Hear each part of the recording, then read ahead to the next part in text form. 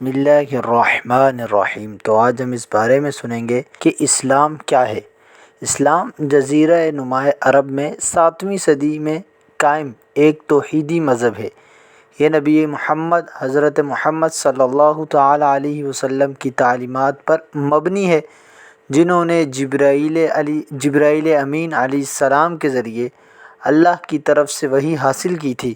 یہ انکشافات بعد میں اسلام کی مقدس کتاب قرآن میں مرتب کیے گئے ہیں۔ اب بنیادی عقیدہ کیا ہونا چاہیے، اسلام کی بنیاد کیا ہے؟ سب سے پہلی چیز توحید، یعنی خدا کے ساتھ وحدانیت۔ اسلام خدا کی وحدانیت اور انفرادیت پر زور دیتا ہے۔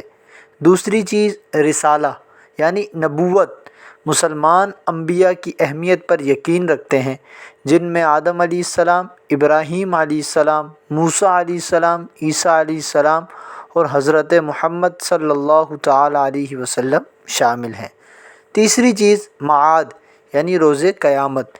مسلمان آخرت میں اعمال کے جواب دہی پر یقین رکھتے ہیں۔ چوتھی چیز ادب، یعنی وحی۔ مسلمان قرآن کو خدا کا لفظی لفظ مانتے ہیں۔ پانچویں چیز امامہ، یعنی قیادت۔ مسلمان مسلم کمیونٹی کی قیادت پر یقین رکھتے ہیں۔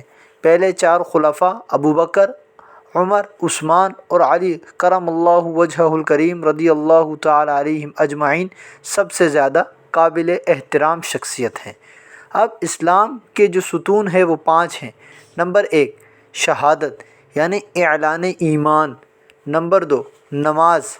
نمبر 3 زکوٰۃ، یعنی صدقہ۔ نمبر 4 صوم، یعنی روزہ۔ نمبر 5 حج۔ اسلام سکھاتا ہے، اسلام ہمیں کیا سکھاتا ہے؟ تمام انبیاء اور مذاہب کا احترام کرنا، ہمدردی، انصاف اور مساوات کرنا۔ علم اور تعلیم کی اہمیت بھی ہمیں سکھاتا ہے۔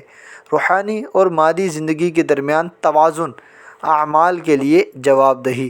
دنیا بھر میں 1.8 بلین سے زیادہ پیروکاروں کے ساتھ اسلام ایک متنوع اور متحرک مذہب ہے، جو ثقافتوں، معاشروں اور انفرادی زندگیوں کی تشکیل ہے۔